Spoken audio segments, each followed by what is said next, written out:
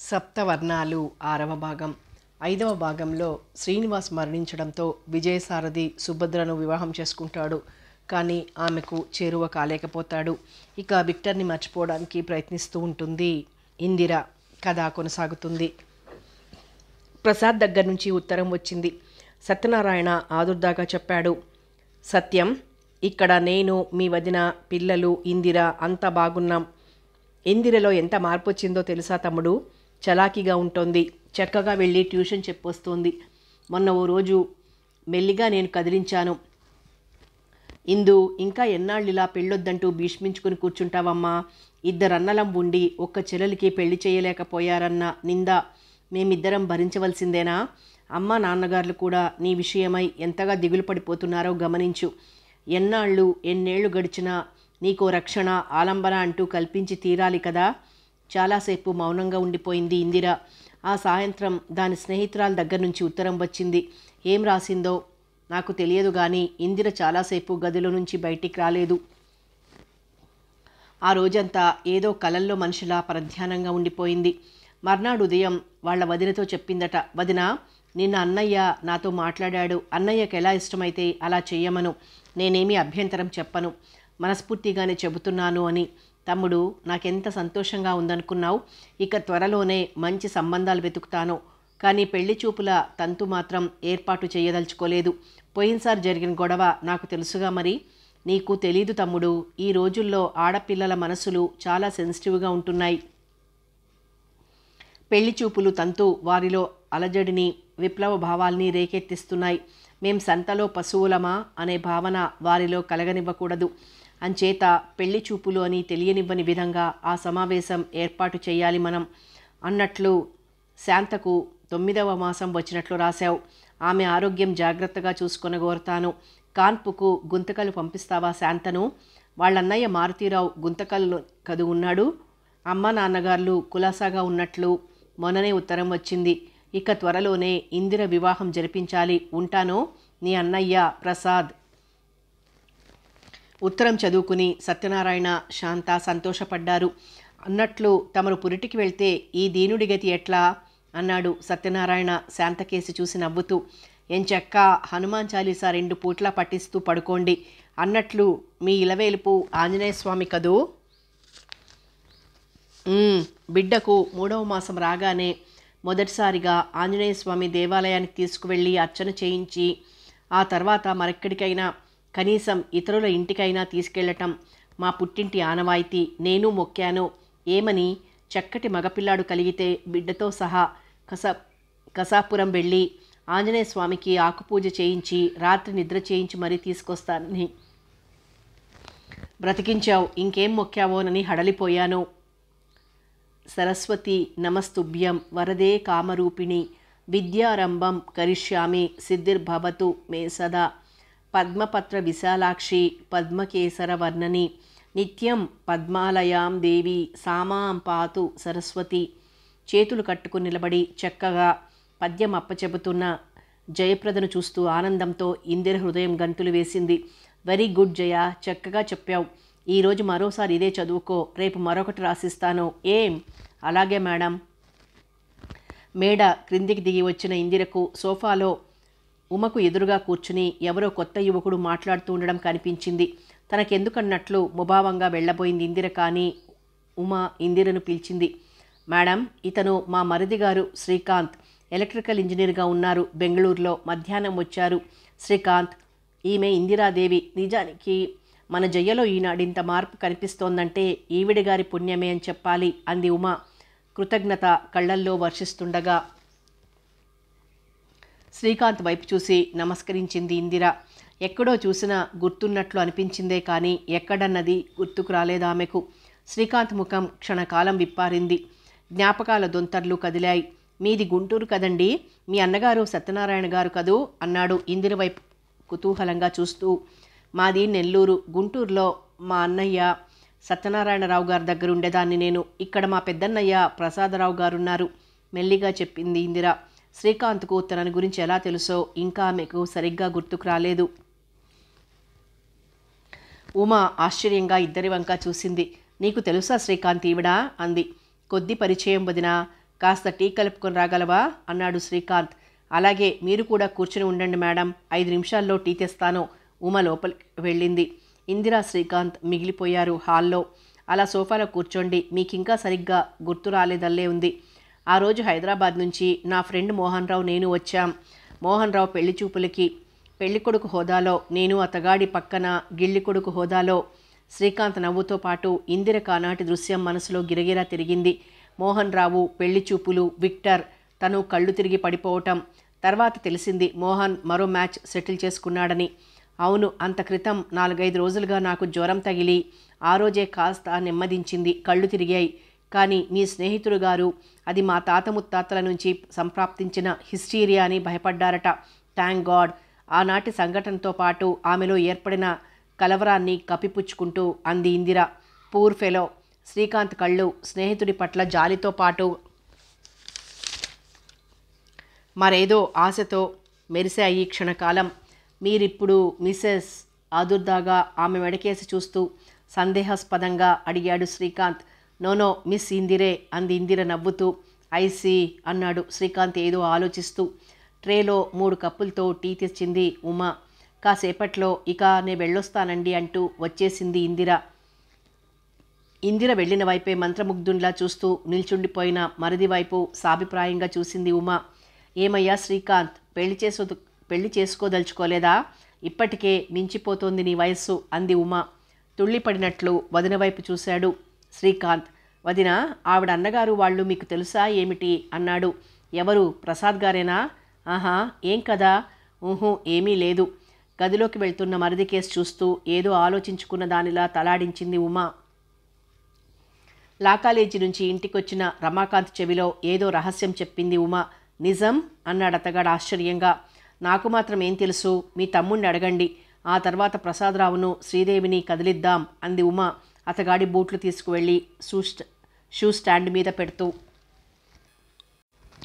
3 రోజులుగా సుభద్ర ఆరోగ్యమేమీ బాగాలేదు. తల తిరుగుతున్నట్లుంది. ఈ వారం రోజుల్లోనూ విజయసారథి బాగా కోలుకున్నాడు. రోగిష్టి కళపోయి మామూలు ఆరోగ్యం వచ్చినా కొద్దిగా నీరసంగా కనిపిస్తున్నాడు. డైనింగ్ టేబుల్ దగ్గర టిఫిన్ తీసుకుంటున్నారు సుభద్ర, విజయసారథి. హఠాత్తుగా సుభద్ర పక్కనున్న బాత్రూమ్ కేసి పరిగెత్తింది. వాంతి చేసుకోవటం వినిపించిన విజయసారథి గబుక్కన చెయ్యి ప్లేట్లో కడిగేసుకొని అక్కడికి పరిగెత్తాడు. వాంతి చేసుకుని వాష్ బేసిన్లో నోరు శుభ్రపరుచుకొని నీరసంగా వస్తోంది సుభద్ర. ఏమైంది సుభద్ర? కంగారుగా ఆమె కేసు చూస్తూ అన్నాడు విజయసారథి. మరుక్షణంలో అతగాడి తలలో ఏదో ఆలోచన మెరుపు కొట్టినట్లయింది. మెల్లిగా మేడ మీదికి వెళ్తున్న సుభద్ర వెనకాలే వెళ్ళాడు. తమ గదిలో సోఫాలో వెనక్కు వాలి కళ్ళు మూసుకుని నీరసంగా ఉంది సుభద్ర. వాడిన కలువ పువ్వులా ఉన్న ఆమె ముఖంలో ఆ విశాలమైన కాటుక కళ్ళ క్రింద సన్నని నల్లని జీరలు. ఈ లక్షణాలు. భర్త తన వైపు కంగారుగా చూస్తూ ఉండటం గమనించిన సుభద్ర మెల్లగా చిరునవ్వు నవ్వింది. మరేం కంగారు లేదు, కాస్త కడుపులో తిప్పినట్లయింది. మీకు జ్వరంగా ఉంటే రాత్రిళ్ళు సరిగ్గా నిద్ర పట్టేది కాదు నాకు. వేళ పట్టున ఆహారము నిద్ర సరిగ్గా లేకపోవటంతో. సుభద్ర మాటలు పూర్తి కాకుండానే గదిలో అడుగుపెట్టిన రాజేశ్వరమ్మ నవ్వుతూ అంది. అదేం కాదులేవే అమ్మాయి, వాంతులు ఇప్పుడు కాక మరెప్పుడవుతాయి? ఇదిగో కాస్త నిమ్మకాయ ముక్క తెచ్చాను, నోట్లో వేసుకో.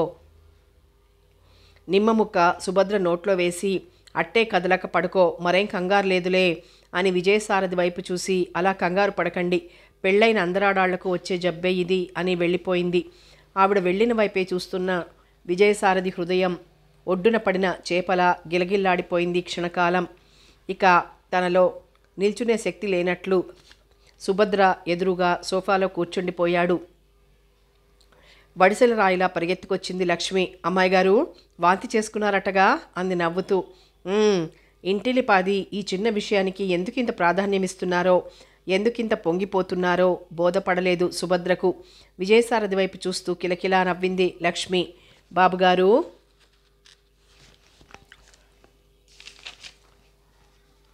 కంగారు పడబోకండి, ముందుగా నాకు ఇనాం ఇవ్వండి, తర్వాత అమ్మాయి గారి చేత బాబుగారి చేత కూడా ఇనాం ఇప్పించుకుంటాను. అప్రయత్నంగా సుభద్ర విజయసారథి వైపు చూసింది. అతగాడి చూపులు అదే క్షణంలో ఆమె చూపులను ఎదుర్కొన్నాయి. ఆ చూపులలోని ఎర్రని జీరలకు సుభద్ర గుండె దడదడలాడిపోయింది క్షణకాలం.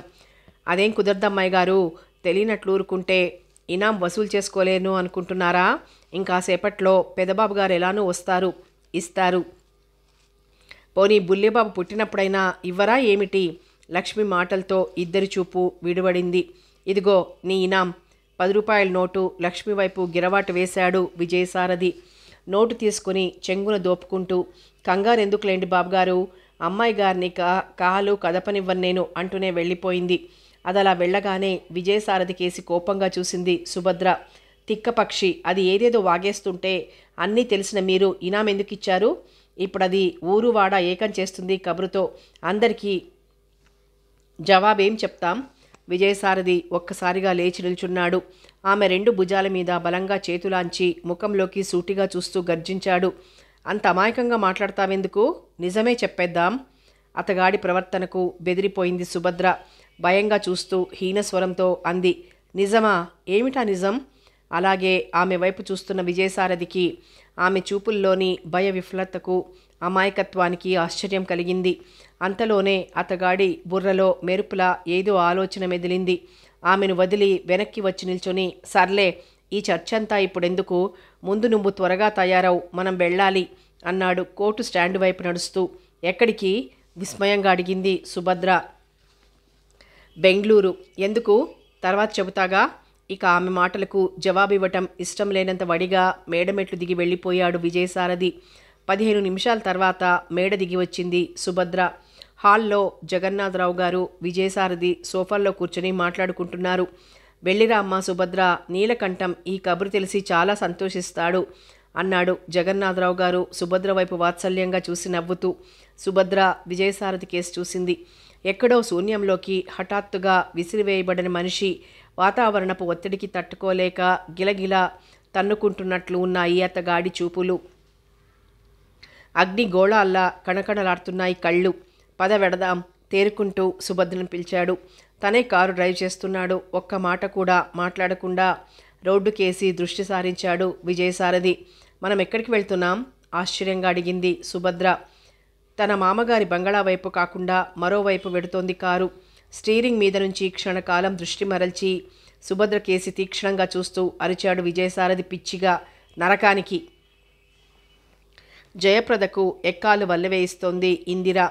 16 32 జయ చెప్పుకుపోతోంది. ఇందిర వింటోంది. ఆమె ఆలోచన ఇక్కడ లేదు. 15 రోజులుగా శ్రీకాంత్ ఇక్కడే ఉన్నాడు. ఒక్కో రోజు గడుస్తున్న కొద్దీ ఒక్కో మెట్టుగా అతగాడు తనతో పరిచయం పెంచుకుంటున్నాడు. ఈ విషయం తెలిసి తెలియక ఊరుకుంటున్నారు ఉమా రమాకాంత్లు. మొన్న ఒకరోజు ఏకంగా ప్రసాద్ అన్నయ్య దగ్గరకే వచ్చి కబుర్లాడి వెళ్ళాడు శ్రీకాంత్. ప్రసాద్ అన్నయ్యకు కూడా ఇతగాడంటే సదభిప్రాయం ఏర్పడిందల్లే ఉంది. అతగాడితో తన వివాహం జరిపించాలనే ఉద్దేశంతో ఉన్నట్టున్నాడు ప్రసాద్ అన్నయ్య. ఏమిటి తన నిరీక్షణ? ఎవరి కోసం ఈ ఆవేదన? భేష్ భేష్ చప్పట్లతో పాటు శ్రీకాంత్ నవ్వు వినిపించడంతో తుళ్ళిపడి తలెత్తి చూసింది ఇందిర. గదిగుమ్మంలో నిల్చొని శ్రీకాంత్ నవ్వుతున్నాడు. వెనుకటికి రష్యన్ శాస్త్రజ్ఞుడికి ఒక ఆయనకి పిచ్చి పడితే కుదర్చటానికి జర్మన్ శాస్త్రజ్ఞుణ్ణి ఒకడిని తెచ్చి చదరంగ మాటకు కూర్చోబెట్టారట. చదరంగం మీద మైండ్ కాన్సన్ట్రేట్ చేయబడిన రష్యన్ శాస్త్రజ్ఞుడికి పిచ్చి కుదిరింది. కానీ అతగాడికి కాన్సన్ట్రేషన్ కుదిర్చిన జర్మన్ శాస్త్రజ్ఞుడికి పిచ్చి పట్టింది. పొట్ట చెక్కలైపోయేలా నవ్వుతూ ఇందిరకు ఎదర సోఫాలో కూర్చున్నాడు శ్రీకాంత్. అతగాడు చెప్పేదేమిటో సరిగ్గా బోధపడక చిరునవ్వు నవ్వేసింది ఇందిర. ఆమె వైపు పరిశీలనగా చూస్తూ అన్నాడు శ్రీకాంత్. ఏమిటి మొహమాటంగా నవ్వారు? బహుశా నే చెప్పిన సామెతలోని అంతరార్థం మీరింకా అర్థం చేసుకోలేదల్లే ఉంది. 16/8/194 అంటోంది మీ జయ. మీరు ఊకొడుతున్నారు అన్నాడు తిరిగి నవ్వుతూ. ఓ సారీ, నేను సరిగ్గా వినలేదు నొచ్చుకుంది ఇందిర. నాకు తెలుసు మీరేదో ఆలోచనలో ఉన్నట్లున్నారు. అబ్బే, ఆలోచనలేమున్నాయి? భలేవారే, ఆ మాట నన్నడిగితే నేనేం చెప్పగలను? ఇద్దరూ నవ్వుకున్నారు. నేనిక వెళ్ళాలి అంది లేస్తూ ఇందిర. జయప్రద పుస్తకాలు సర్ది పెట్టేసుకుంది. అలా పార్కు వరకు వెళ్దాం, వస్తారా? మీరు కాస్త రిలీఫ్గా ఉంటారు అన్నాడు శ్రీకాంత్ మెల్లిగా. ఇప్పుడా? అవును, ఇంత క్రితమే మీ అన్నయ్య గారు వచ్చారు మా ఇంటికి. మాటల సందర్భంలో తను మీ వదిన గారు పిల్లలు పిక్చర్కి వెళ్తున్నట్లు చెప్పమన్నారు. వాళ్ళు వచ్చేంత వరకు ఇంటి దగ్గర ఒంటరిగా మీరు మాత్రం ఏం చేస్తారో చెప్పండి. అలా కాసేపు వెళ్ళొద్దాం. బలవంతం ఏం లేదు. మీకు అభ్యంతరం లేకపోతేనే. ఇందిర మాట్లాడలేదు. మేడ దిగి వచ్చాక హాల్లో కూర్చుని ఉన్న ఉమతో చెప్పాడు శ్రీకాంత్. వదినా, నేను అలా వెళ్ళొస్తా. అలాగే అందావిడ. పార్కులో జనసమ్మర్దం అట్టే లేని ప్రదేశంలో కూర్చున్నారిద్దరు. బెంగాలీలు, ఆంధ్రులు, పంజాబీలు జంటలు జంటలుగా ఒంటరిగా చెల్లాచెదురుగా కూర్చొని బెంగాలీలో, ఇంగ్లీష్లో, ఉర్దూలో కబుర్లు చెప్పుకుంటున్నారు. రకరకాల పూలు విరగబూసి రంగురంగుల లైట్లు వెలుగుతుంటే, రకరకాల అలంకరణల్లో, వేషభాషలలో స్త్రీ పురుషులు తిరుగుతుంటే, అద్భుతమైన రంగుల కలయికతో ఏర్పడిన హరివిల్లులా ఉందా వాతావరణం. సుమారు 15 రోజులుగా మీతో చెప్పాలనుకుంటూనే చెప్పలేకుండా ఉన్నాను. మెల్లగా ఉపోద్ఘాతం మొదలుపెట్టాడు శ్రీకాంత్. ఇలాంటిదేదో ఉందని ముందే ఊహించుకున్న ఇందిర ఆశ్చర్యపడలేదు. చెప్పండి అంది ఇసుకలో చూపుడు వేలితో గీతలు గీస్తూ. మీరలా నిర్లిప్తంగా సిగ్గుపడుతూ కూర్చుంటే నేనేం చెప్పలేను. బావుంది, చెప్పండి, చిరునవ్వు నవ్వింది ఇందిర. మిమ్మల్ని ఆనాడు మొదటిసారిగా చూసినప్పుడే అనుకున్నాను మిమ్మల్ని వివాహం ఆడగల యువకుడు ఎంతో అదృష్టవంతుడని. మీ వివాహం మోహన్తో కాలేదని తెలిసాక నాకెంతో సంతోషం కలిగింది. కానీ ఆ తర్వాత మీరు ఎవరి ఇల్లాలుగా మారారోననే వివరాలు నాకేమీ తెలియలేదు. మొన్న నేను ఇక్కడికి అనుకోకుండా రావటం, మిమ్మల్ని చూడటం నిజంగా నా అదృష్టమే అనుకుంటున్నాను. మీరు అవివాహితగానే ఉన్నారని తెలిసి నా హృదయం ఎంత ఉప్పొంగిపోయిందో ఆ క్షణంలో నే వర్ణించలేను. ఈసరికే నా అభిప్రాయం మీకు అర్థమై ఉంటుందనుకుంటాను. మీ అంగీకారం తెలిపితే. శ్రీకాంత్ మాట మధ్యలో ఉండగానే అందుకుంది ఇందిర. నన్ను ఆలోచించుకోనివ్వండి. శ్రీకాంత్ నవ్వాడు. తప్పకుండా, కానీ మీ ఆలోచన నా ఉద్దేశానికి అనుకూలంగా ఉండాలనే నా ఆకాంక్ష. ఒకవేళ వ్యతిరేకంగా ఉంటే? చుట్టూరా బాగా చీకటి వ్యాపించింది. వారు కూర్చున్న ప్రదేశంలో మసక వెలుతురు మాత్రమే పరుచుకుని ఉంది. మొక్కల మధ్యగా ఇందిర ప్రశ్న విని ఆమె ముఖం కేసి చూశాడు శ్రీకాంత్. మసక వెలుతురులో ఇందిర కళ్ళల్లో కొంటెదనం మాత్రమే దాగి ఉన్నట్లు తోచిందతగాడికి. వ్యతిరేకంగా ఉంటేనా? బహుశా సినిమాలలో కథలోలా ఆత్మహత్య చేసుకుంటానని మాత్రం అనలేను, కానీ బాధపడతాను. చెప్పున ఆమె చెయ్యి తన చేతిలోకి తీసుకున్నాడు శ్రీకాంత్. మీ నిర్ణయం మీదే ఆధారపడి ఉంది మన వివాహం. పెద్దల అడ్డంకి కూడా ఏమీ లేదు. మృదువుగా ఆమె చెయ్యి నొక్కాడు. పదండి, పొద్దుపోతోంది. మెల్లిగా అతగాడి చెయ్యి విడిపించుకుని లేచి నిల్చుంది ఇందిర. ఇంటి దగ్గర ఆమెను వదిలి తన ఇంటికెళ్లిన శ్రీకాంత్కు ఆ రాత్రంతా సరిగ్గా నిద్ర పట్టలేదు. కమ్మని ఊహలతో. అంబాలా నుంచి విమానంలో వస్తున్న విక్టర్ మనస్సు చాలా కాలం తర్వాత తన వారిని కలుసుకోబోతున్నందుకు ఆనందంతో ప్రశాంతంగా ఉంది. రేచల్కు మగపిల్లవాడు కలిగినట్లు, మేరీకి పూర్తి స్వస్థత చేకూరినట్లు, త్వరలో మేరీ కూడా ఓ ఇంటి ఇల్లాలై సుఖప్రదమైన వైవాహిక జీవితం గడపనున్నట్లు ఫాదర్ రాసిన ఉత్తరం తిరిగి చదువుకుంటుంటే అతగాడి మనస్సు ఆకాశంలో హుషారుగా పల్టీలు కొట్టే విహంగంలా ఎగిరింది. బెంగళూరు ఎయిర్పోర్ట్లో ఫాదర్, మేరీ విక్టర్ని రిసీవ్ చేసుకున్నారు. ఫాదర్ విక్టర్ని కౌగిలించుకున్నాడు. విక్టర్, ఆయన గారిలో వాత్సల్యం పెళ్ళుబికింది. కళ్ళు చెమర్చాయి. బావా అంది మేరీ మృదువుగా. ఫాదర్ను విడిపించుకుని మేరీ దగ్గరగా వచ్చాడు విక్టర్. ఆరోగ్యంగా ఉన్న మేరీలో వెనుకటి అస్వస్థత లక్షణాలేవీ లేవు. ఎలా ఉన్నావు మేరీ? ఆప్యాయంగా ఆమె చేతిని తన చేతిలోకి తీసుకుంటూ అడిగాడు విక్టర్. బావా, నా అనారోగ్యంతో నేనెలా ప్రవర్తించానో ఏమో, నన్ను క్షమిస్తావు కదూ? పిచ్చి పిల్ల, నువ్వు ఈ మాత్రం మనిషి అవుతావని, తిరిగి నీలో నా చిన్ననాటి మేరీని చూస్తానని నేను అనుకోలేదు. బెంగళూరు నుంచి అనంతపూర్ వచ్చారు మేరీ, విక్టర్లు. 2 రోజులు ఫాదర్ ఇంట్లో గడిపి కర్నూలుకు బయలుదేరారు. ట్రైన్ వెడుతోంది. ఇందిర తాలూకు స్మృతులు తిరిగి చుట్టుముట్టాయి ఈనాడు విక్టర్ను. ఆమె ఎక్కడుందో, ఎవరి ఇల్లాలుగా మారిందో, తనసలు గుర్తున్నాడో లేదో. ప్లీజ్ మీ కాళ్ళు తీయండి, నేను దిగాలి. పై బెర్త్ మీద పడుకున్న యువకుడు వంగి వినయంగా అభ్యర్థించాడు. ఎదర బెర్త్ మీద పెట్టి ఉన్న కాళ్ళు తీసి ఓఎస్ అన్నాడు విక్టర్. అతగాడు దిగాడు. లాబెటరీలోకి వెళ్ళొస్తున్న ఆ యువకుని కేసి పరిశీలనగా చూశాడు విక్టర్. జ్ఞాపకాల దొంతరలు కదిలాయి. ఆ రోజు గుంటూరులో ఇందిర పెళ్లి చూపులకు వచ్చిన పెళ్లికొడుకు మోహన్ రావు. అదే సమయంలో మోహన్ రావు కూడా విక్టర్ను గమనించి చూశాడు. మీరు డాక్టర్ విక్టర్ గారు అనుకుంటాను, గుంటూరులో. అవును. ఆ తర్వాత ఇందిరని గురించి ఎలా అడగాలో, ఏమడిగితే అతనేమనుకుంటాడోనని 2 నిమిషాలు తటపటాయించాడు. చివరికి ఇక కుతూహలం ఆపుకోలేక అడిగేశాడు, మీ మిసెస్ బావున్నారా? ఒక్కసారిగా మోహన్ రావు ముఖంలో రంగులు మారాయి. విక్టర్ కేసి మిర్రి చూశాడు. మా మిసెస్ మీకెలా తెలుసు? విక్టర్ అదిరిపడ్డాడు. మోహన్ రావు ప్రశ్నకి ఎలా సమాధానం చెప్పాలి? డెలికేట్ పొజిషన్లో పడ్డాడతను. మెల్లిగా తనను తాను సంభాళించుకుంటూ అన్నాడు విక్టర్, నాకు సత్యనారాయణ గారికి పరిచయం ఉంది, వారి చెల్లాయేగా ఇందిరాదేవి అన్నాడు. తేలిగ్గా నవ్వేశాడు మోహన్ రావు. చంపారు పోండి, ఆ ఇందిరాదేవిని నేను పెళ్లాడలేదు. ఆ సంబంధం తప్పిపోయినందుకు అనుక్షణం భగవంతుడికి కృతజ్ఞతలు తెలుపుకుంటూ ఉంటాను. ఈ క్షణంలోనూ. విక్టర్ ఆశ్చర్యంగా చూశాడు. మీరు ఆ అమ్మాయిని కాదా వివాహం చేసుకుంది? మరి ఆ రోజు అంత సెటిల్ అయినట్లు చెప్పారు. అవును, అంతా సెటిల్ అయిందనుకున్నాం. కానీ ఆవిడకు మనందరి ముందే మూర్ఛ వచ్చింది, మీకు గుర్తుంది కదూ? దాంతో నాకు అనుమానం వచ్చింది, అది జబ్బో ఏమిటో. ఆరా తీసి నాకు వివరాలు రాయమని మా పిన్ని కూతురు సౌదామినికి చెప్పి హైదరాబాద్ వెళ్ళిపోయాను. సౌదామిని ఇందిరాదేవితో పాటు వాళ్ల స్కూల్లోనే టీచర్గా వర్క్ చేస్తుండేదిలేండి.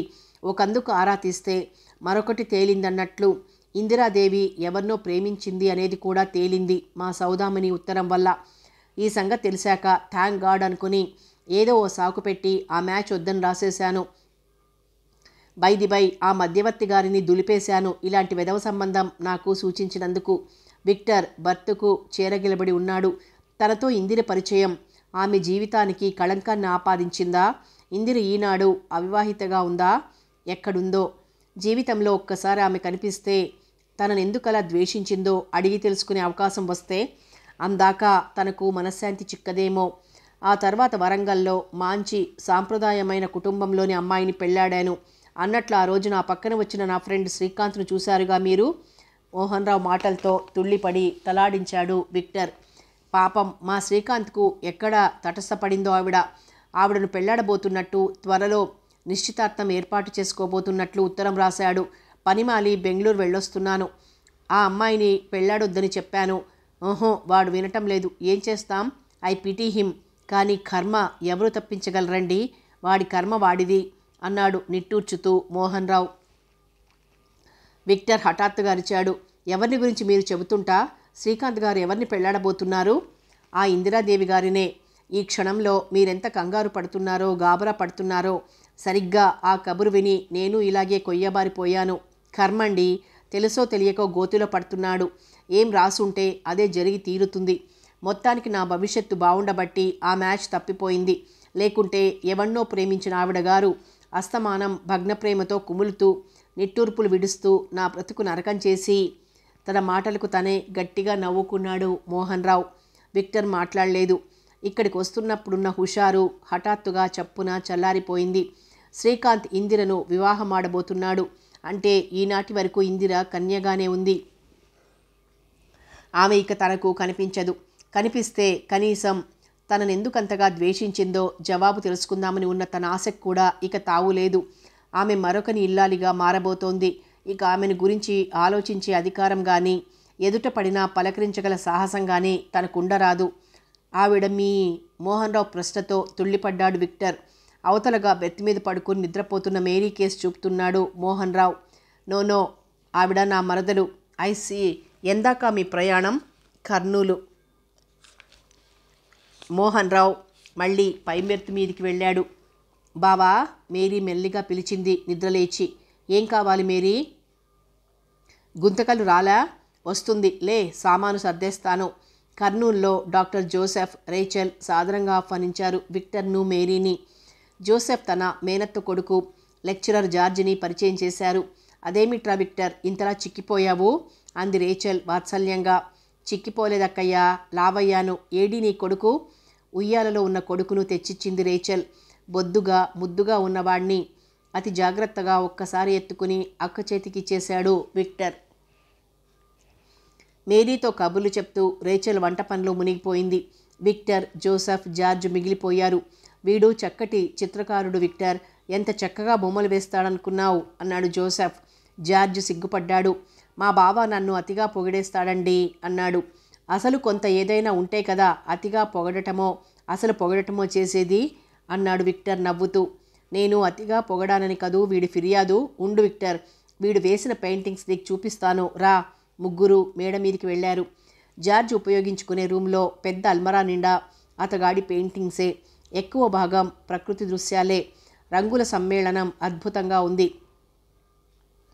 ఇది చూడు విక్టర్, మొన్న ఓ రోజు మబ్బు పట్టి కొద్దిగా వర్షం కురిసి వెలిశాక ఇంద్రధనుస్సు వేసింది ఆకాశంలో. తర్వాత వారం రోజుల తర్వాత చూద్దును కదా, అది మా ఇంట్లో వెలిసింది. అసలు ఇంద్రధనుస్సు కాసేపట్లో మన కళ్ళ ముందు నుంచి మాయమవుతుందేమో కానీ ఇది మాత్రం జీవితాంతం ఉంటుంది మన దగ్గరే.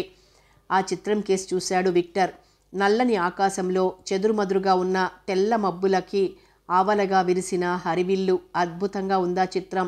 వర్ణ సమ్మేళనం కూడా అత్యద్భుతంగా ఉంది. తదేకంగా వారి కేసు చూస్తున్న విక్టర్ని మృదువుగా పిలిచాడు జార్జ్. విక్టర్, మీకు అది బాగా నచ్చిందా? కావలిస్తే తీసుకోండి. నిజంగా ఇది నాకు ఇవ్వగలరా? మక్కువగా అడిగాడు విక్టర్. తప్పకుండా, నా కానుకగా తీసుకోండి. చాలా సంతోషం. భోజనాల టైంలో డైనింగ్ టేబుల్ చుట్టూరా అందరూ కూర్చున్నారు. విక్టర్, ఇంకా ఎంతకాలం రా నువ్వు ఇలా ఒంటరిగా ఉండటం? అంది రేచల్. విక్టర్ మాట్లాడలేదు. అస్తమాను నిన్ను గురించే బాధపడుతుంటుంది రేచల్. విక్టర్, చదువుకున్నవాడివి, మంచి ఉద్యోగస్తుడివి, ఇంకా వివాహం చేసుకోకపోవటం ఏమీ బావులేదు. మరొక్క మాట, నీ సలహా కోసం నీ కోసం ఆగి ఉన్నాం అన్నాడు జోసెఫ్. ఏమిటి? జార్జికి మేరీకి వచ్చే ఆదివారం చర్చిలో వివాహం జరిపిద్దాం. విక్టర్ సంతోషంగా తలాడించాడు. తప్పకుండా అన్నాడు. కాసేపు ఆగి రేచల్ అంది, ఇక్కడే గుంతకల్లు దగ్గర కసాపురం అని ఉంది. ఆంజనేయస్వామి గుడి ఉందట. మామిడి తోటలు, సీనరీ చాలా బాగుంటుందట. మనందరం సరదాగా వెళ్ళొద్దామా? శనివారం వెళ్ళొద్దామక్క అన్నాడు విక్టర్. ఎవరి గదుల్లోకి వారు వెళ్ళిపోయారు. డాక్టర్ శ్రీధర్ డిస్పెన్సరీ ముందు కారు ఆపాడు విజయసారథి. డాక్టర్ శ్రీధర్ సాదరంగా ఆహ్వానించాడు కారు దిగుతున్న విజయసారథిని, సుభద్రను. చెల్లాయిని కూడా పిలుచుకొచ్చావా? సంతోషం, రండి అన్నాడు ఆనందంగా. లోపల మా అమ్మ ఉంది. మా ఆవిడ కాన్పుకు వెళ్ళింది. మా అమ్మను పరిచయం చేస్తారండి అన్నాడు సుభద్ర వైపు చూస్తూ. విజయసారథి శ్రీధర్ వైపు తిరిగి అరిచాడు. పరిచయాలు మర్యాదలు తర్వాత. సుభద్రకు ఆరోగ్యం సరిగ్గా లేదు.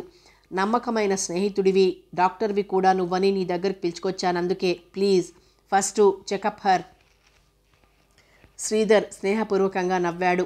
అలాగే కానీ సారథి, కానీ నీకున్నంత కంగారు మా డాక్టర్లకుంటే పేషెంట్స్ మాటేమో కానీ ఆ కంగారుతో డాక్టర్లు బ్రతకలేరు. రండి సుభద్ర గారు అన్నాడు సుభద్రను పక్క రూంలోకి పిలుచుకువెడుతూ. సుభద్రకి ఇదేమీ అంతుపట్టడం లేదు. తనకిప్పుడేం జబ్బొచ్చింది? ఇంత కంగారుగా ఇక్కడికి వచ్చి శ్రీధర్ చేత తన జబ్బేమిటో పరీక్ష చేయించవలసిన ప్రమాదం ఏం ముంచుకొచ్చింది? అనంతపూర్లో డాక్టర్లు లేరా? వాష్ బేసిన్లో చేతులు శుభ్రపరచుకుని టవల్తో తుడుచుకుంటూ విజయసారథి దగ్గరికి వచ్చాడు శ్రీధర్. సుభద్ర గారిని ఇంట్లోకి పంపాను మా అమ్మతో పరిచయం చేసి అన్నాడు రివాల్వింగ్ చైర్లో కూర్చుంటూ. డాక్టర్ శ్రీధర్ తనతో చెప్పబోయే మాటలు వినటానికై ఆత్రంగా కూర్చుని ఉన్న విజయసారథి తను ఊహించింది అతగాడి పెదవులు దాటి రాకపోవటంతో ఆశ్చర్యపోయాడు. క్షణంసేపు ఆగి ఇక ఉండబట్టుకోలేక అడిగేశాడు శ్రీధర్. సుభద్రకు? అతగాడి ప్రశ్న పూర్తి కాకముందే శ్రీధర్ గట్టిగా నవ్వేశాడు.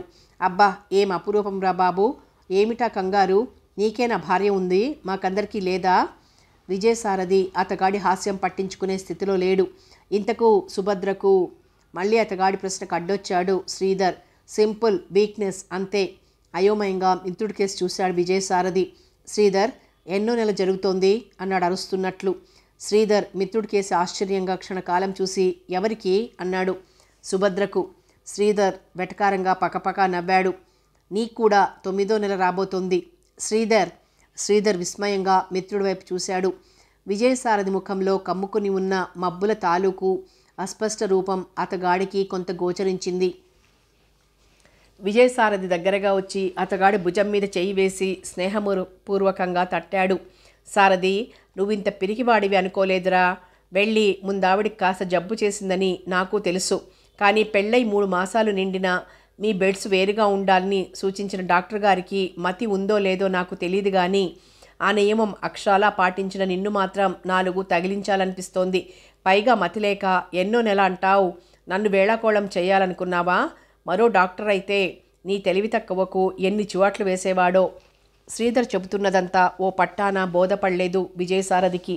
నమ్మలేనట్లు అతగాడి వైపు రెప్పవేయకుండా చూస్తూ, శ్రీధర్, నా స్నేహితుడిగా కాదు, ఓ డాక్టర్గా చెప్పు, నువ్వు చెప్తున్నది నిజమేనా అన్నాడు హీనస్వరంతో. శ్రీధర్ ఆశ్చర్యంగా విజయసారథి వైపు చూశాడు. సారథి, ఏమైంది నీకు? ఏమీ కాలేదు, నాకు నిజం కావాలి. సుభద్ర గర్భిణి కాదా? వెర్రిగా శ్రీధర్ చేతులు పట్టుకుని కుదుపుతూ అరిచాడు విజయసారథి. శ్రీధర్కేదో అర్థమైంది, మరికొంత ఊహించుకోగలిగాడు. సారథి, నాకిప్పుడు కొంత అర్థమవుతోంది నీ బాధ ఏమిటో. నువ్వు ఆవిడని ఇక్కడికి ఎందుకు పిలుచుకొచ్చావో. నీ స్నేహితుడుగానే కాదు, ఒక డాక్టర్గా చెబుతున్నాను. సుభద్ర గర్భిణి కాదు సరికదా, ఆమె ఈనాడు కూడా రహస్యంగా విజయసారథి చెవి దగ్గర అన్నాడు శ్రీధర్. విజయసారథి కొయ్యబారిపోయాడు క్షణకాలం. మరుక్షణం అతగాడి హృదయం ఆనందంతో నాట్యం చేసింది. అంతలోనే తన సంకుచిత మనస్తత్వానికి, ఇన్నాళ్లుగా సుభద్రతో తను ప్రవర్తించిన తీరుకు తన మీద తనకే అసహ్యంతో ఉడికిపోయాడు. డోంట్ వరీ సారథి, ఒక్కోసారి మన మీద మనకే నమ్మకం పోతూ ఉంటుందెందుకో. దానికి కొన్ని సంఘటనలు కాకతాళీయంగా అతికిపోతాయి. ఇంకా నయం, ఈనాడైనా దైవికంగా నా దగ్గరికి వచ్చి నీ సంశయం పోగొట్టుకున్నావు కాబట్టి సరిపోయింది. మై డియర్ ఫ్రెండ్, ఈ క్షణం నుంచి నీ వైవాహిక జీవితం ప్రారంభమైందనుకో. Wish you best of luck and enjoy. Sridhar ఉద్విగ్నమైన మనసుతో శ్రీధర్ చెయ్యి నొక్కి విడిచాడు విజయసారథి. లోపల నుంచి సుభద్ర వచ్చింది. ఇద్దరూ కారులో కూర్చున్నారు. ఏం మాట్లాడితే అతగాడు ఏం కసురుకుంటాడోననే భయంతో ఒదిగి కూర్చుంది సుభద్ర మౌనంగా. కారు దత్తాత్రేయ ఆలయం ముందాగింది. రా సుభద్ర, కాసేపు ఇక్కడ కూర్చుని అర్చన చేయించి తర్వాత మా నాన్నగారి దగ్గరికి వెళ్దాం అన్నాడు విజయసారథి కారు లాక్ చేసి సుభద్ర కేసి ప్రసన్నంగా చూస్తూ. ఉదయం నుంచి అతగాడి ప్రవర్తనకు అర్థం తెలుసుకోలేని సుభద్ర ఇంత హఠాత్తుగా అతడు ప్రసన్నంగా మారటం చూసి మరింతగా ఆశ్చర్యపడింది. ఆలయంలో అడుగు పెడుతుంటే ఆగాడు శ్రీనివాస్. తను వచ్చి కూర్చున్న సంఘటన గుర్తొచ్చింది. ఇలా కాసేపు కూర్చుందాం సుభద్ర. ఆమె చెయ్యి పట్టుకుని మెల్లిగా తన పక్కన కూర్చోబెట్టుకున్నాడు విజయసారథి. సాయంత్రం 5:30 దాటింది. కన్నడ దంపతులు కొందరు, ఆంధ్రులు, ఉద్యోగస్తులు, విద్యార్థినులు ఆలయంలో ప్రవేశించి స్తోత్రాలతో ప్రదక్షిణలు చేస్తున్నారు. కొందరు అక్కడక్కడ కూర్చుని కబుర్లు చెప్పుకుంటున్నారు. ఎవరో ఒకరు మ్రోగించటంతో ఆలయంలో గంటలు తరచూ మోగుతున్నాయి. సుభద్ర, ప్రశాంతమైన ఈ దత్తాత్రేయుని సన్నిధిలో నా పాపం ప్రక్షాళితం చేసుకుంటాను నీ ముందు, విజయసారథి మెల్లిగా అన్నాడు. సుభద్ర మౌనంగా అతగాడి కేసి చూసింది. సుభద్ర, 3 నెలలుగా నా నెత్తి మీద స్వారీ చేస్తూ నిన్ను నా ప్రవర్తన ద్వారా చిత్రహింస పెట్టించిన భూతం ఈరోజు దిగిపోయింది. మౌనంగా అతగాడి కేసి చూస్తోంది సుభద్ర. సుభద్ర, నీకు శ్రీనివాస్కు వివాహం నిశ్చయిస్తామని మీ నాన్నగారు నిర్ణయించిన రోజు రాత్రి నీకు గుర్తుందా? నాకు మాత్రం బాగా గుర్తుంది. ఆ రోజు రాత్రి దాదాపు 11:30 దాటుతున్నా నాకు నిద్ర పట్టలేదెందుచేతో. కాసేపు వరండాలో సోఫాలో కూర్చొని సిగరెట్ తాగాలనిపించింది. తలుపు తీద్దామనుకున్నంతలో అతి మెల్లని అడుగుల సవ్వడి వినిపించింది. అలాగే ఆగిపోయాను. అంత మెల్లిగా మృదువుగా ఎవరు నడిచి వస్తున్నారు ఈ రాత్రివేళ అనే కుతూహలం హెచ్చింది నాలో. 2 నిమిషాలు ఆగి మెల్లిగా తలుపు తీసి వరండా చివరికి వచ్చి చూశాను. మెట్లు దిగి నువ్వు తోటలోకి వెళ్తున్నావు. ఈ వేళప్పుడు నువ్వు తోటలోకి ఎందుకు వెళ్తున్నావనేది నాలో కుతూహలాన్ని మరింత పెంచింది. అలాగే నిల్చుండిపోయాను. మరి కాసేపట్లో శ్రీనివాస్ గది తలుపు తెరుచుకుంటున్న శబ్దం వినిపించింది. గబుక్కున్న నా గదిలోకి దూరాను. 2 నిమిషాల తర్వాత బయటకు వచ్చి చూద్దును కదా, శ్రీనివాస్ కూడా తోటలోకి వెడుతున్నాడు. మల్లెపందిరి వారగా నీ పసుపు పచ్చని చీర ఆ మసక వెల్లెలలో తెల్లగా కనిపించింది. అంతే. క్షణకాలం ఆశ్చర్యం కలిగిన లోపలే నవ్వుకున్నాను. బహుశా ఈ నాటకం చాలా రోజుల నుంచి జరుగుతోంది కాబోలు. బహుశా ఇది జగన్నాథం మామయ్యకు కూడా తెలిసే ఉండొచ్చు. అంచేతే ఆయన గారు సుభద్ర వివాహానికి ఇంత త్వరపడుతున్నారు. శ్రీనివాస్, సుభద్రలు కూడా అట్టే బెట్టు చెయ్యకుండా అంగీకరిస్తున్నారు. ఇదంతా అంతర్నాటకం. నా ముందు బయటపడటం ఇష్టం లేక ఎవరికి వారు గుంబనగా గంభీరంగా ప్రవర్తిస్తున్నారు. ఏమైతే నాకెందుకు, కథ సుఖాంతం కాబోతోంది అనుకున్నాను. నిద్ర కాస్త తేలిపోయింది. మీ ఇద్దరు త్వరగా రారనే నమ్మకంతో అక్కడే సోఫాలో కూర్చొని సిగరెట్లు తగలేస్తున్నాను. సుమారు 30 గంట గడిచిందేమో. నిద్ర రాబోతోంది. ఇక రూమ్లోకి వెళ్దామనుకుంటుండగా అడుగుల సబడి కూడా వినిపించనంతటి మెల్లిగా నువ్వు నడిచొస్తున్నావు. ఆ సమయంలో నన్నక్కడ చూసి నీ ముఖం ఎలా వివర్ణమైందో నాకు ఈ క్షణంలోనూ గుర్తుంది. తర్వాత తరచూ మీరిద్దరూ హుషారుగా కబుర్లు చెప్పుకుంటుండేవారు. ఆ సమయంలో నీ ముఖం చూస్తే నాకు అనిపించేది ప్రపంచంలోని ఆనందమంతా రాశీభూతమై నీ ముఖంలో చిందులు వేస్తోందని. మగజాతిలోని కొంటెతనము పురుషత్వము రెండూ ఒకదానితో మరొకటి పోటీపడి శ్రీనివాస్ కళ్ళల్లో తొణికిసలాడుతుండేవి. ఆఖరుసారిగా పెళ్లి బట్టలకని నేను శ్రీనివాస్ బయలుదేరుతుంటే వరండాలో నిల్చుని ఉన్న నువ్వు సాదా అడ్డపంచల జత అన్నావు. సమాధానంగా 20వ నంబర్ నేత చీరే అన్నాడు శ్రీనివాస్. ఆ క్షణంలో మీ ఇద్దరి కళ్ళల్లోనూ వెలుగుతున్న కాంతిరేఖల్ని చూశాను. తొలి కోరికలు తీయగా తీరుతుంటే నవదంపతుల ముఖాలలో వెలిగే ఆనందం తాలూకు వెలుగేదో నాకు తెలియదు, కానీ బహుశా అలాంటిది అయ్యుండవచ్చు అనుకున్నాను. కారులో తోవ పొడుగుతా ప్రమాదం జరిగే క్షణం వరకు శ్రీనివాస్ కబుర్లు చెప్తూనే ఉన్నాడు. అవన్నీ నీ చుట్టూరానే గిరగిరా తిరుగుతున్నాయి, అతగాడి మనస్సులానే. అంతలోనే విధి ఎదురు తిరిగింది. Car accident. శ్రీనివాస్ చివరి శ్వాస తీసుకోబోతూ నా చెవిలో, సారథి, సుభద్ర అమాయకురాలు, ఈ షాక్ తట్టుకోలేదు. నా తర్వాత ఆమెను అర్థం చేసుకోగలిగింది నువ్వొక్కడివే. ఆమెను నువ్వే పెళ్ళాడు. సుఖపెట్టు, కాదనకు హీనస్వరంతో అని ఆపి చెబుతున్న అతగాడి మాటలు నా కర్ణభేరీలను పగలగొట్టేశాయి. ఆ క్షణంలో నా చేతిలో బిగుసుకుని ఉన్న అతగాడి చేతిలోని నరాలు నా అంగీకారం కోసం ఎలా ఎగిరిపడుతున్నాయో అర్థమైంది. నా కళ్ళల్లోనే నా అంగీకారం కనిపించింది కాబోలు. శ్రీనివాస్ కళ్ళు సంతోషంతో అరక్షణం మెరిశాయి. మరుక్షణంలో ఆ మెరుపు విరిగి అతగాడి శ్వాస ఆగిపోయింది. మన వివాహం ఎలా జరిగిందో ఎవరెవరొచ్చారో నాకు సరిగ్గా తెలియదు. నా మనసులో ఉన్న బాధల్లా ఒక్కటే, మరణశయ్య మీదున్న మిత్రుడికి గుడ్డిగా వాగ్దానం చేశాను, చెల్లించుకున్నాను. కానీ మీ ఇద్దరి ప్రణయం చాలా దూరం వచ్చి ఉండొచ్చు. అది శ్రీనివాస్కు తెలుసునేమో. అంచేత ఏ క్షణంలోనూ నీకు సన్నిహితంగా రాలేకపోయాను. నేను నా హృదయానికి హత్తుకోవాలని, నాదంతా అపోహేనని, నన్ను నేను నచ్చజెప్పుకోవాలని ప్రయత్నించిన ప్రతి క్షణము, ఆ రాత్రి మీ సమావేశము, ఆ తర్వాత మీ ఇద్దరి సాన్నిహిత్యము దృశ్యాలుగా కళ్ళ ముందు కనిపించి కలవరపెట్టసాగాయి. ప్రాణ స్నేహితమైన భార్య విషయంలో రాజీ పడలేడు సగటు పురుషుడు. నేను అంతే. ఈరోజు నా అనుమానాన్ని బలపరుస్తూ నువ్వు వాంతి చేసుకున్నావు. లక్ష్మి, రాజేశ్వరమ్మ గారు నువ్వు తల్లివి కాబోతున్నట్లు సంబరపడ్డారు. నాలోని అంతర్యుద్ధం మరింతగా విజృంభించింది. బహుశా మీ ఇంట్లో అందరికీ ఈ విషయం ముందే తెలుసుండొచ్చు. నా ఎదుట అలా నటన చూపుతున్నారేమో. అందుకే మీ నాన్నగారు మీ ఫ్యామిలీ డాక్టర్ వెంకటేశ్వరరావు గారిని పిలిపించే ప్రయత్నంలో ఉంటే నేనే వద్దన్నాను. చిన్నతనం నుంచి మీ కుటుంబంతో సన్నిహిత సంబంధం, నీ పట్ల ప్రత్యేకమైన వాత్సల్యం ఉన్న ఆయన గారు బహుశా మీ కుటుంబ రహస్యాన్ని కాపాడటానికి ప్రయత్నించవచ్చు. ఈ నీ గర్భంలో శిశువు నా వారసుడేనని ధృవపరిచేందుకు తప్పుడు లెక్కలు చెప్పవచ్చు. ఏ లేడీ డాక్టర్ దగ్గరికైనా వెళ్తే నువ్వు ఆమె లాలూచి పడవచ్చు. కానీ నాకు నిజం కావాలి. నిజం తెలిసాక నేనేమైపోతానో నాకు తెలియదు. అయినా తెలుసుకోవాలి. డాక్టర్ శ్రీధర్ నా మిత్రుడు. ఏ పరిస్థితుల్లోనూ నాకు అబద్ధం చెప్పడు. అందుకే అతగాడి దగ్గరికి పిలుచుకు వెళ్ళాను. శ్రీధర్ నిన్ను ఎగ్జామిన్ చేస్తుంటే కన్సల్టింగ్ రూమ్లో కూర్చుని ఉన్న నా గుండె దడదడలాడుతోంది. సారథి, కంగ్రాచ్యులేషన్స్, నువ్వు తండ్రివి కాబోతున్నావోయ్ అనబోయే శ్రీధర్ మాటలు ఊహించుకుంటూ నన్ను నేను ఎలా నిగ్రహించుకోవాలో అనే భయంతో సోఫాకు అంటిపెట్టుకుని కూర్చుండిపోయాను. కానీ శ్రీధర్ చెప్పిన మాటలు విని కొయ్యబారిపోయాను. నువ్వు ఈనాడు కన్యవేనని శ్రీధర్ చెబుతుంటే నా మీద నాకే నమ్మకం సడలిపోయింది. నేనేం వింటున్నానో అన్న అనుమానం కలిగింది. కేవలం బలహీనం వల్ల నిద్ర, ఆహారం, విశ్రాంతి సరిగ్గా లేక నీరసంగా ఉన్నానని మందులు రాసిచ్చాడు శ్రీధర్. సుభద్ర, ఆ దేవుని సాక్షిగా నిజం చెప్తున్నాను. ఇక ఏ క్షణంలోనూ నీ మనసు నొప్పించను. మన వైవాహిక జీవితానికి ఇదే మొదటి రోజు అనుకుందాం. నా మొరటు ప్రవర్తనకు నీ పాదాలంటి క్షమాపణ వేడుకుంటున్నాను.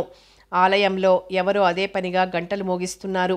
మౌనంగా వింటున్న సుభద్ర పాదాల మీద చెయ్యి వేశాడు విజయసారథి. గబుక్కన పాదాలు వెనక్కి తీసుకుంది సుభద్ర. తప్పు, నా మీద కోపంగా లేదు. నా సంకుచిత మనస్తత్వానికి నీకు అసహ్యం వేయటం లేదు. ఆర్ద్రంగా ఉన్న అతగాడి కళ్ళు ఆమె కళ్ళల్లోకి జాలిగా చూశాయి. సుభద్ర చిరునవ్వు నవ్వింది. తేట సెలయేరులా, స్వచ్ఛమైన వెన్నెల రాత్రిలా, నీటిలోని స్ఫటికంలా వెలిగిందా నవ్వు. లేదు, ఈనాడే నా జీవితంలో వెన్నెలా విరిసిందనుకుంటున్నాను. ఈనాడే మన వైవాహిక జీవితంలోని తొలి రోజు అని భావిస్తున్నాను అంది అతగాడి చెయ్యి తన చేతిలోకి తీసుకుని మృదువుగా నొక్కుతూ. దత్తాత్రేయుని ఆలయం వైకుంఠధామంలా వెలిగిపోతోంది వారి హృదయంలో లాగే. ఇందు, ఈనాటికి నా జీవితం ఓ కొలిక్కి వచ్చింది.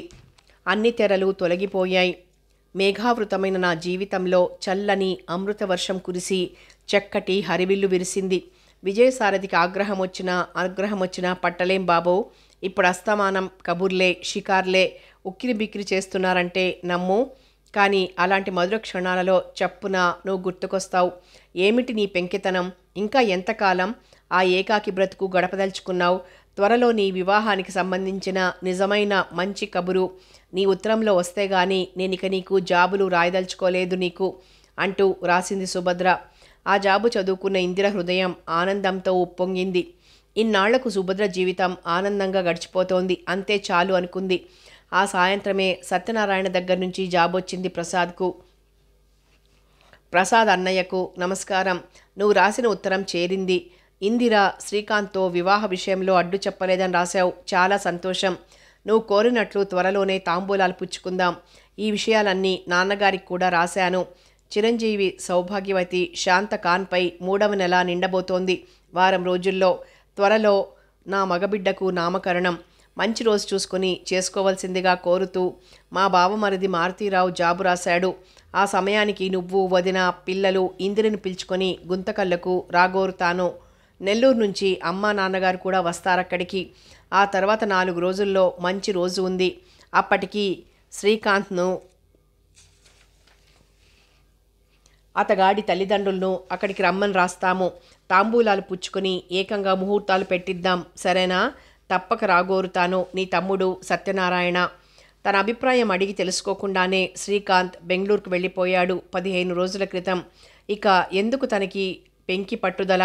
సుభద్ర రాసినట్లు జీవితంలో రాజీ పడటమే ఉత్తమం అనుకుంది ఇందిర. ప్రసాద్, తను, శ్రీదేవి పిల్లలు రావటానికి వీలు కాదని, ఇందిరను మాత్రం పంపిస్తున్నానని, స్టేషన్కి వచ్చి ఇందిరను దింపుకోమని జాబు రాసి ఇందిరను పంపించాడు. గుంతకల్లులో ఇందిరను రిసీవ్ చేసుకోవడానికి పోయిన సత్యనారాయణలో సన్నగా పాలిపోయినట్లున్న చెల్లెల్ని చూడగానే వాత్సల్యం పెళ్ళుబికింది. ఎంతగా తగ్గిపోయావు ఇందు అన్నాడు ఇందిర వైపు పరిశీలనగా చూస్తూ. ఇంకా ఈ మధ్య లావెక్యాననుకుంటుంటేనో అంది ఇందిర నవ్వుతూ. బాలసార చాలా నిరాడంబరంగా జరిపించాడు సత్యనారాయణ. విశ్వనాథం గారు, పార్వతమ్మ మాత్రం వచ్చారు. పవన్ కుమార్ అంటూ పేరెట్టారు పిల్లాడికి. మర్నాడు శనివారం. తొలిసారిగా పసిబిడ్డను ఆంజనేయస్వామి దర్శనం చేయించడం మా ఇంటి ఆనవాయితీ బావా అన్నాడు మారుతీరావు. దానికేముంది, కసాపురం వెళ్ళొద్దాం అందరం అనుకున్నారు సత్యనారాయణ, ఇందిర, శాంత. కానీ మారుతీరావుకు ఆఫీస్ పని ఉండటం వల్ల తను రాలేనన్నాడు. విశ్వనాథం గారు, పార్వతమ్మ ప్రయాణపు బడలిక వల్ల మరో వారం వెళ్ళొస్తామన్నారు. శాంత, సత్యనారాయణ, ఇందిర మాత్రం తేలారు. బాడుగ కారు ఒకటి తీసుకుని బయలుదేరారు. ఆంజనేయ స్వామి కోవెలకు యువతలగా ఎవరిదో నీలిరంగు కారు పెట్టి ఉంది. బహుశా మరెవరో కూడా చూడటానికి వచ్చారనుకున్నారు. ఆంజనేయ స్వామి ఆలయం చుట్టూరా ప్రదక్షిణలు చేశారు. లోపలికి వెళ్ళి ఆకుపూజ చేయించాడు సత్యనారాయణ. నిలువెత్తు ఆంజనేయ స్వామి విగ్రహానికి భక్తి పురస్పరంగా నమస్కరిస్తూ మనసారా మొక్కాడు సత్యనారాయణ. భగవాన్, మా చెల్లాయి జీవితం సుఖ సంతోషాలతో సాగిపోయేటట్లు అనుగ్రహించు. ఇందిర కూడా మనసారా నమస్కరించింది. భగవాన్, ఎల్లుండి శ్రీకాంత్తో నా వివాహం నిశ్చయం కాబోతోంది. నా భవిష్యత్తును నీ పాదాల మీద ఉంచుతున్నాను. ఇక ఏం చేస్తావో నువ్వే నాకు రక్ష అనుకుంది ఇందిర. ఆలయం బయటికొచ్చారు ముగ్గురు. అలా మామిడి తోటకేసి వెళ్దామన్నాడు సత్యనారాయణ. మండపంలో కూర్చొని పిల్లాడికి పాలిస్తోంది శాంత. మీరిద్దరూ వెళ్ళిరండి, నే రాను. మరీ తిప్పటైతే పిల్లాడు నలిగిపోతాడంది. శాంతకేసి క్షణకాలం చిత్రంగా చూసిన సత్యనారాయణ పెద్దగా నవ్వాడు. చూసావా ఇందు, విన్నావా మీ వదిన మాటలు?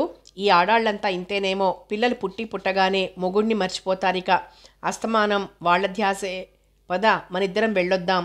ఇందిర, సత్యనారాయణ బయలుదేరారు. మామిడి తోటలో ప్రవేశించారు. సాయంత్రపు చల్లని గాలి, మామిడి చిగుళ్ల సువాసన నలువైపులా వ్యాపించింది. ఎదురుగా వస్తున్న వ్యక్తుల్ని చూసి నిర్ఘాంతపోయింది Indira. Victor, Rachel, George, Mary, Joseph వస్తున్నారు. ఇందిరను పోల్చుకున్న విక్టర్ కళ్ళు క్షణకాలం ఆనందంతో మిలమిల్లాడాయి. మరుక్షణంలో అతగాడి కళ్లల్లో ఆవేదన గూడు కట్టుకుంది. సత్యనారాయణ గిరుక్కున వెనక్కి తిరుగుతూ రా ఇందు అన్నాడు విక్టర్ మీద అసహ్యంతో. రెప్పపాటులో విక్టర్ సత్యనారాయణ దగ్గరికి వచ్చి అతగాడు 2 చేతులు పుచ్చుకున్నాడు. ప్లీజ్ ఒక్క క్షణం ఆగండి. దైవికంగా మనం ఈనాడు ఇలా కలుసుకున్నాం. బహుశా ఈ జీవితంలో తిరిగి ఇలా కలుసుకోలేమేమో. దీనంగా సౌమ్యంగా అంటున్న విక్టర్ మాటలకి చలించిపోయాడు సత్యనారాయణ. కాసేపు ఇలా కూర్చుందాం. మీ ముందే ఇందిరగారిని ఒకే ఒక్క ప్రశ్న వేస్తాను. ఆ ఒక్క ప్రశ్నకు సమాధానం తెలియకే నేను ఆవేదనతో అల్లాడిపోతున్నాను. ప్లీజ్ కాదనకండి. ఒక స్నేహితునిగా నా మాట మన్నించండి అన్నాడు విక్టర్ తిరిగి. సత్యనారాయణ కాదనలేకపోయాడు. అందరూ అక్కడే కూర్చున్నారు. ఇందిరాదేవి, మీరు గౌరవనీయులైన హిందూ యువతి అని నాకు తెలుసు. మరో గౌరవనీయ వ్యక్తి ఇల్లాలని విన్నాను. మిమ్మల్ని కించపరిచే నీచ మనస్థితి నాకు లేదు. కానీ ఒకే ఒక ప్రశ్నకు సమాధానం చెప్పండి. నేను మీకేం ద్రోహం చేశాను? మిమ్మల్ని వంచన చేశానా? నన్నెందుకు అంతగా ద్వేషించారు? మీ అన్నయ్య గారు కూడా నన్ను దుర్భాషలాడారు. ఎందుచేత? ఇందిర మాట్లాడలేకపోయింది. మేరీ, రేచల్, జార్జి, జోసఫ్ బొమ్మలా చూస్తున్నారు. ఈ ప్రశ్నకు సమాధానం నేను ఇదివరకే ఓసారి చెప్పాను. అయినా మరోమారు చెబుతున్నాను. సత్యనారాయణ అన్నాడు. వివాహితుడవై ఉండి ఇతర స్త్రీలను నమ్మించి మోసగించడం సబబైన పనేనా? విక్టర్ ఆశ్చర్యంగా మార్చి సత్యనారాయణ కేసి ఇందిర కేసి చూశాడు. నేనా? వివాహితుడినా? ఆశ్చర్యంగా అడిగాడు. కాదా? ఇందిరలో ఎక్కడలేని చైతన్యము వచ్చింది. ఎవరు చెప్పారు మీతో? విక్టర్ విస్మయంగా చూస్తూ అడిగాడు. అదో మీ అర్ధాంగి మేరీయే చెప్పింది. మేరీ వైపు చూపుతూ అంది ఇందిర. మేరీ ఆశ్చర్యంగా చూసింది విక్టర్ వైపు. మేరీయా? ఎప్పుడు? గుంటూరులో మనం చర్చిలో కలుసుకున్న మర్నాడు సాయంత్రం. ఆ ఉదయం మీరెదురయ్యారు గుర్తుందా? నేను పిలిచినా పలక్కుండా వెళ్ళిపోయాను. విక్టర్ క్షణకాలం ఆలోచనలో పడ్డాడు. మరుక్షణంలో అతగాడి ముఖంలో చిరునవ్వు మొలకెత్తింది. ఓహ్, అదా సంగతి. అతగాడి మొహం ఆనందంతో వెలిగిపోయింది. ఆ రోజు సాయంత్రం మీరు మా ఇంటికి వచ్చారు. మేరీ ఒక్కర్తే ఉంది. ఆవిడ మీతో నేను వివాహితుణ్ణని, తననే చర్చిలో రహస్యంగా పెళ్ళాడానని, మోసగించానని, తాను తల్లి కాబోతున్నదని, నేను స్త్రీలోలుణ్ణి అని కూడా చెప్పింది. అవునా? ఇందిర విస్మయంగా చూస్తూ తలాడించింది. అది విన్న మీకు నా మీద కోపం, అసహ్యం కలిగి ఉంటాయి. ఆ తర్వాత నేను మీకు ఎదురయ్యాను. మీరు రిక్షాలో పెడుతుంటే ఆ కోపం మీదే మీరు నాతో పలకలేదు. ఆ అపోహతోనే నన్ను ద్వేషించారు. అవునా? ఈ మారు సత్యనారాయణ కూడా ఆశ్చర్యపోయాడు. విక్టర్ మనసారా నవ్వాడు. ఒక చిన్న పొరపాటు అపోహ జీవితాల్ని ఎంతగా ఆవేదన పాలు చేస్తుందో చూశారా? ఇక ఇంత దూరం వచ్చాక అన్ని సంగతులు చెబుతాను. ఇలా కూర్చుందాం రండి. అందరూ కూర్చున్నారు. విక్టర్ చెప్పటం మొదలుపెట్టాడు.